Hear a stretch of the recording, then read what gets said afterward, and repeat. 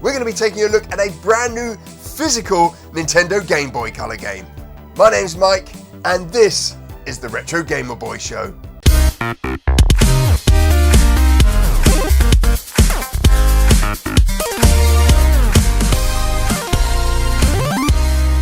Welcome back to the Retro Gamer Boy Show, and today we're going to be taking a look at a game that was created by just one man. 𝗵𝗺𝗶𝗴𝗆 is a musician and chiptune artist who creates games to showcase his music. This is his second game, and he's actually created 8 other pieces of Nintendo Game Boy software. At the end of this video, we'll take a quick look at the other pieces of software that he's created, as well as his first game. Now, if you enjoyed today's video or you love retro gaming, make sure you hit all the different YouTube buttons you find around this video and drop down into the comments and let us know what you think about this brand new game coming out for the Nintendo Game Boy Color. Now, as we mentioned at the beginning of this video, this is a physical edition of a Nintendo Game Boy Color game. So let's unbox 𝗵𝗺𝗃𝗃. Now, the packaging for 𝗵𝗺𝗃𝗃 is absolutely fantastic. It's got all the authentic logos around the box. It's really well presented.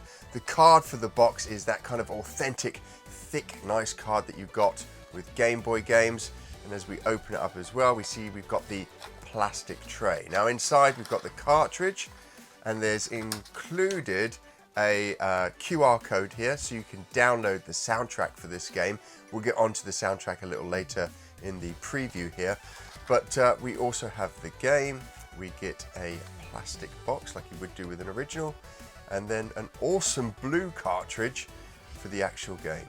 Now, inside there's a ton of other stuff as well. We've got a full color manual. It comes with this sleeve protector as well. Let's open that up. So here's the full color manual, and it's full color inside.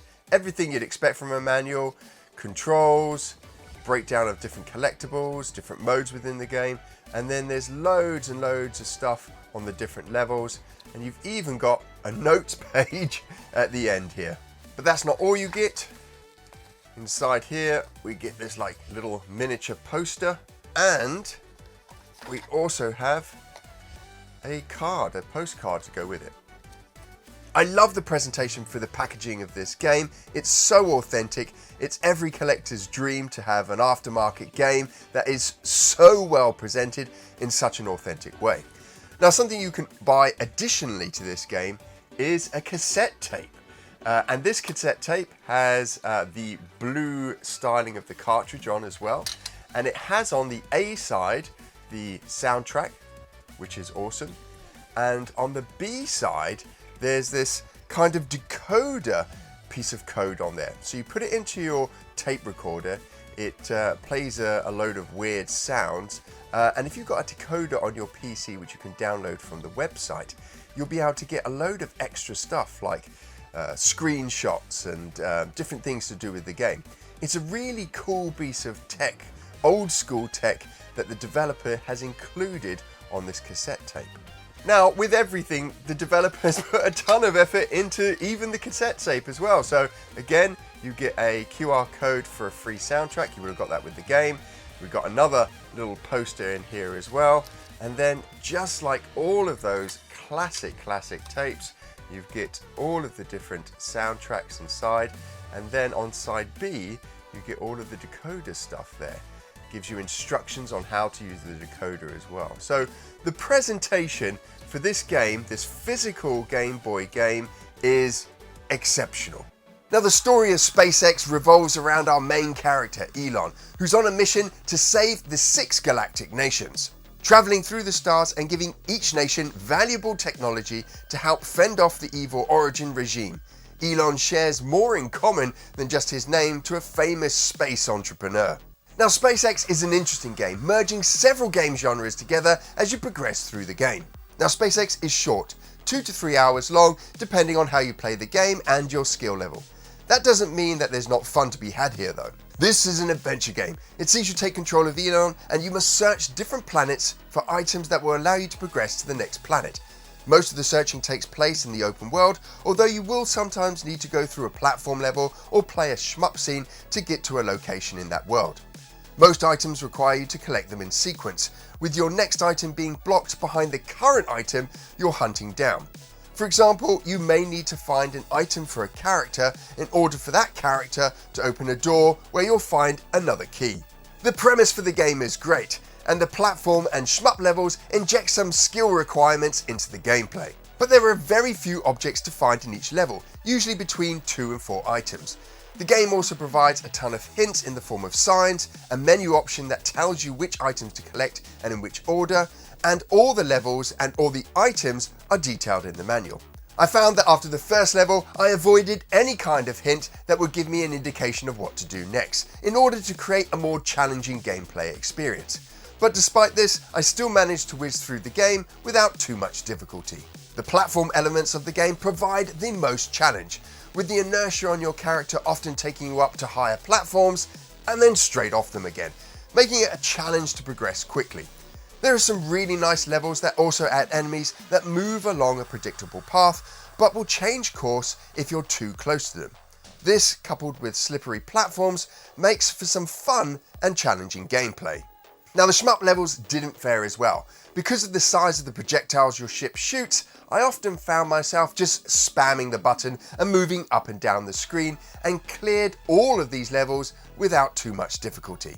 Overall, I found myself wanting more from the adventure and from the story. I think each world could have easily been an hour long, and even just a nice 5-hour cohesive world would have been great. But this is a game built by one person, and it's only their second game at that. The game has 7 worlds and supports saves for those who don't want to complete the game in one sitting. Visually, the game is a standard affair. There are some nicely drawn sprites in there, but equally, there are some sprites that could have done with a little bit more attention. I didn't find myself being drawn into the world as much as I wanted to, and at times was desperate to see a little personality in the world. There are cutscenes through the game, but these tend to be talking heads, and I would have loved to have seen some more in-world storytelling, like Link's Awakening does so well in that opening cutscene where Marine discovers Link on the beach. Now, the audio is where this game really shines, and the skills of the developer are on full display. The audio soundtracks that you have for each level are beautifully scored and would not be out of place on a AAA Game Boy title. I often found myself lingering around a world a little longer just so I could listen to its soundtrack. In fact, just before filming this section, I had the game music on in the background, and it's a lovely bit of chiptune music. However, whilst the audio track is amazing, the sound design is slim to non-existent. And this may be down to technical limitations, but I found that I missed the sound you would usually expect from your character's actions. There is, for example, no jump and landing sound effect on the platform levels.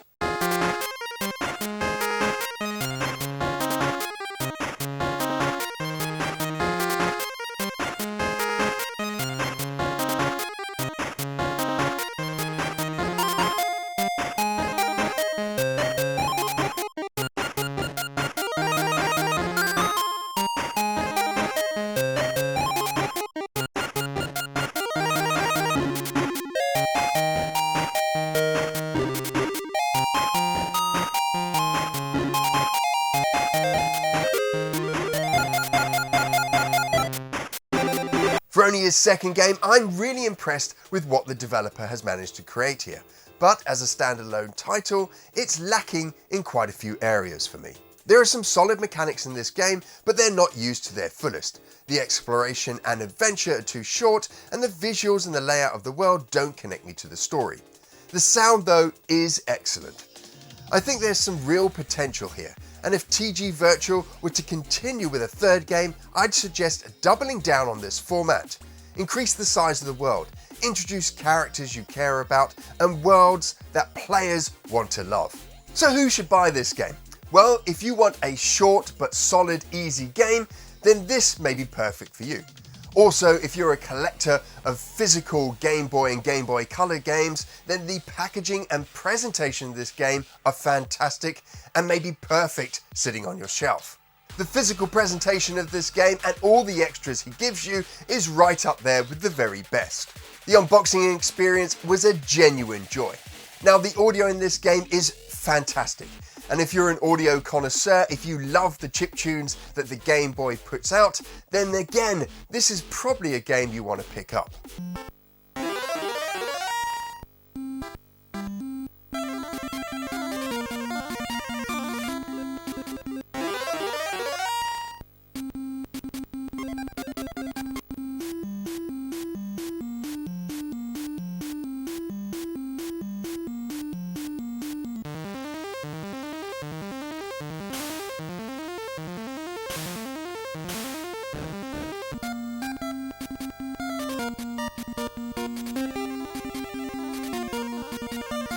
Now 𝗵𝗺𝗃 comes as a physical edition. It comes as like an extended physical edition with a load of extra goodies, including that awesome tape, and you can buy the ROM if you're more into your emulation. Now the developer has created a number of other experiences for your Nintendo Game Boy, and also there's his first game. Damio's Jukebox is a simple puzzle game. It sees you running through a number of logic rooms, trying to solve puzzles, and as you do, you come out into a bar that allows you to play some of the developer's music. It's a fun and quirky game and shows some real promise. There's also an app that fakes a kind of OS for the Game Boy Color. It allows you to browse through digitized pictures, listen to MIDI files, and there's a fake internet on there that allows you to learn how to play the piano or the guitar. The other pieces of software he created for the Game Boy are video cartridges. There are 4 of them, and each one has a different video selection on there along with a music track. That's it for this week's show. If you've enjoyed what you've seen and you're new to the channel, why not consider subscribing? You can do that by clicking on a little button just below this video. And we make brand new shows every single Monday, and so that you never miss one, you can also click on a bell also just below this video. Now, if you can't wait until Monday, if that's too long for you, then we've got a huge back catalogue of retro gaming videos for you to enjoy, 2 of which you can watch over here.